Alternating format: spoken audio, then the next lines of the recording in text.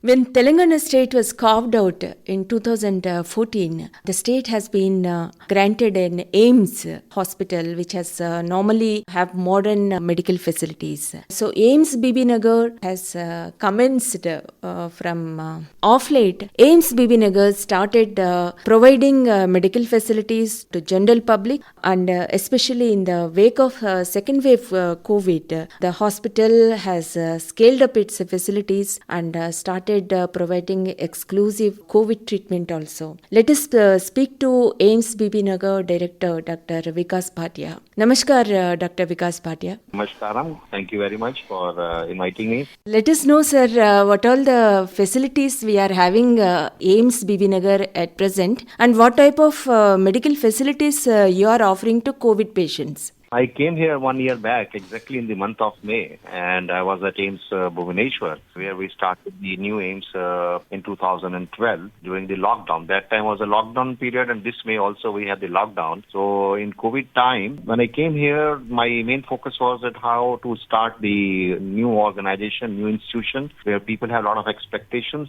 And as you know that there is one building which was existing for many years. So people were looking forward to beginning of a hospital. So we have at this moment in 1 year, what we could do is now we have the best of the faculty in the country in 19 departments from various specialties. Excellent, most talented doctors we have, professors and different positions. We also recruited the nursing officers. They all are permanent. So at the moment we have 80. They all joined in the recent time. That's only in this month of April, last few days. Many of them are still joining. So we issued the appointment letter to 139 who were recruited through a common entrance exam by AIIMS New Delhi. We have a very good strength of the talented and skilled doctors and nurses. We were looking at how we can start with the indoor services. In fact, we started the outdoor in the month of June itself on the Telangana Formation Day, an auspicious day. That's the 2nd June last year, 2020, within a few days of my joining. So very few doctors were there, 5-6 doctors. But now we have, specialties, all the broad specialties. They are offering the OPD services. We have a good lab, and at this time we were, looking at in the middle of April, we found the resurgence and the second wave which came up. We thought that there is a need to respond and help the people. So we opened our C block, which was like closed for many years, cleaned it up, put some beds there. So at the moment we have 50 beds. Half of them have the oxygen support. That became operational on 29th of April. Our doctors and nurses, they have been staying in the hospital, and we have all the facilities, except that we are not able to have the ICU because we need to have oxygen, which is a high demand. And to make that operational needs some extra effort. That work is also going on. So these are the facilities. In addition, we also have the teaching program for the students. MBBS second batch has come. The third batch will also come now. And we have also started in thinking in terms of starting the MD program maybe next year. So this is what we have at the moment. As far as medical facilities are concerned, as you rightly said, already you have started 50 beds and half of them are with facility of oxygen supply. So what type of patients you are taking in, and what kind of treatment they are being given? We are admitting patients.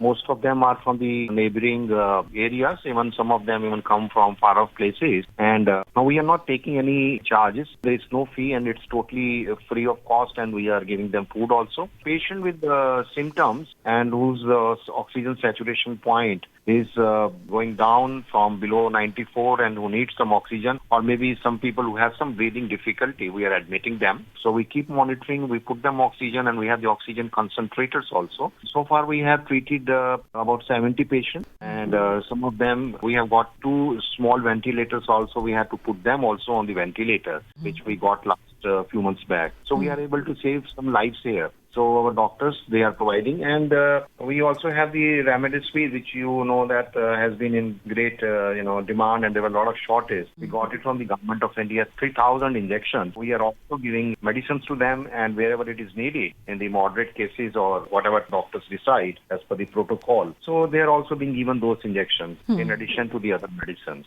And what about OPD services for COVID patients, sir? Are you offering them? Yeah, our OPD is also going on, which we started last year. We have not stopped it. But what happens is the routine patients automatically, they feel a little scared to come to the, OPD, and they feel that if they can postpone it, by themselves are not coming. But our doctors are there. We are running that OPD. Additionally, we also started with the teleconsultation. They are dedicated lines which are available, and those numbers are available on the website. We also started the e-Sanjeevani program, where anyone can contact. It's like a video consultation. So these services are available. Anyone can contact in Telangana or consultation from any part of the country. These facilities are also existing. Doctors are coming.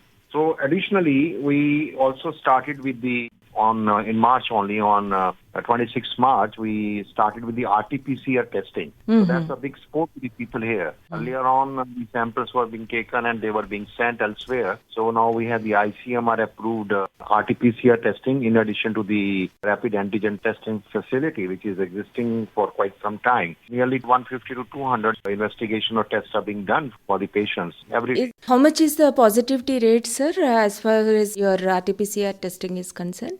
I was looking in general, the overall in the last couple of months, how this has gone up, or what is the. So it's been like, because what happens is in the hospital, patients come to the hospital who have some symptoms. So this positivity may not be able to give you the exact situation in the community. Still, we are finding between 15 to 20% of the tests are positive. Yet, you cannot make it generalized, because sometimes in your family, somebody has got a disease or symptoms. All members are tested, so automatically they are also likely to be positive. We find that, say, out of 200, nearly 40 cases are being tested positive. You may be aware that the central government is distributing medical equipment which is receiving from other countries and also from its own resources, centralized resources, to several hospitals in states and union territories. So any equipment, especially this oxygen supply plants, have been sanctioned to AIIMS Bibinagar, sir? We have been sanctioned one PSA plant.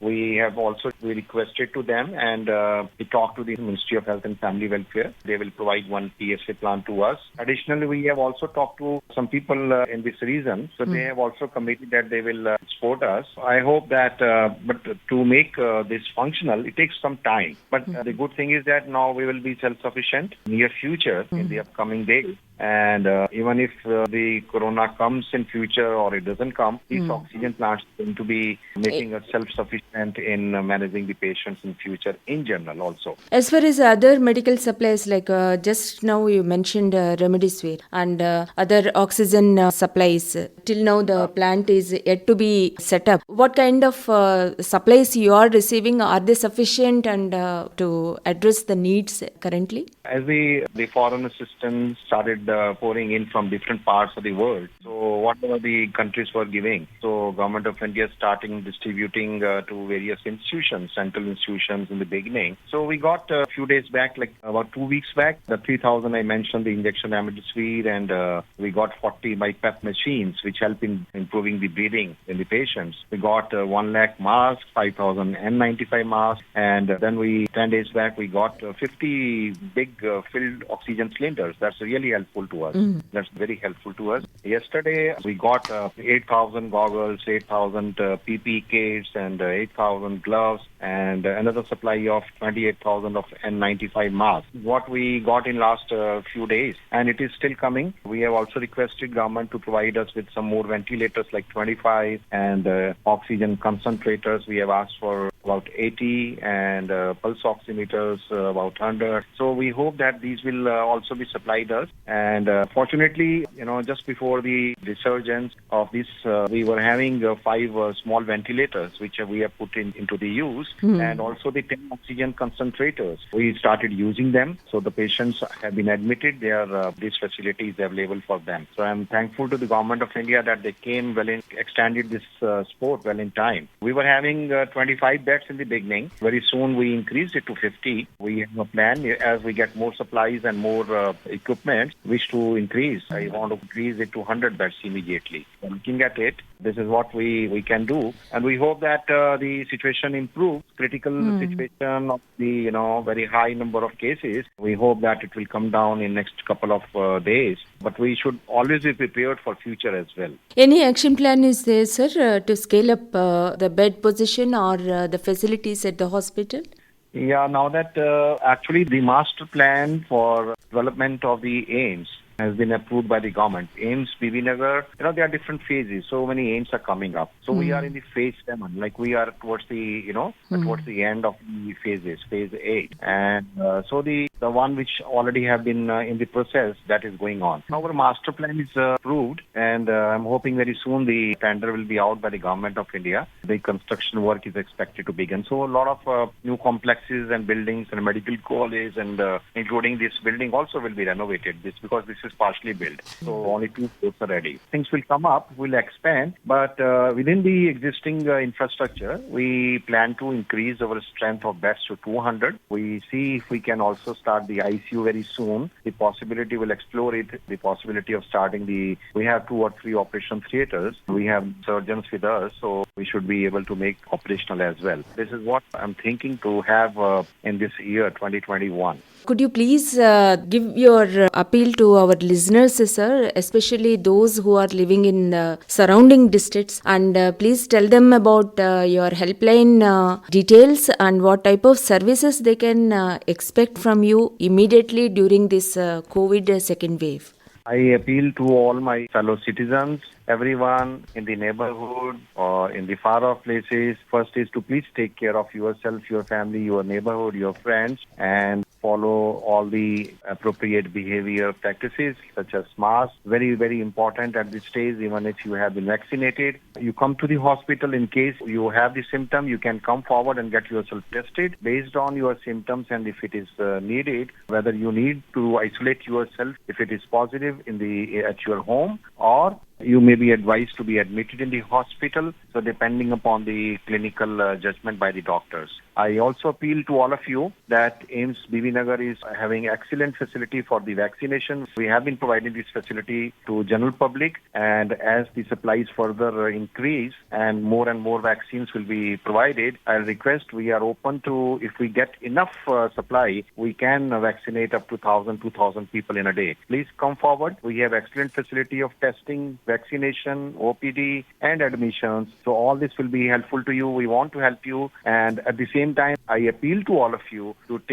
follow all the guidelines which are issued by Government of India and the Government of Telangana, and don't go to the crowded places, and take care of yourself, and this difficult time will be over, and we hope that we'll have a brighter and future, healthier days in near future. That's what I can say to all my friends and my citizens, and to all the community members all around me. Thank you, Dr. Vikas Bhatia ji. Though AIIMS Bibinagar is in its formative stage right now, elaborate arrangements have been made to address the needs of COVID patients. And as you rightly said, very soon the bed capacity will be scaled up to 200. And as you just now mentioned, we hope the ICU facilities and other modern medical facilities will be available very soon. Thank you so much for sharing information with us. Thank you very much.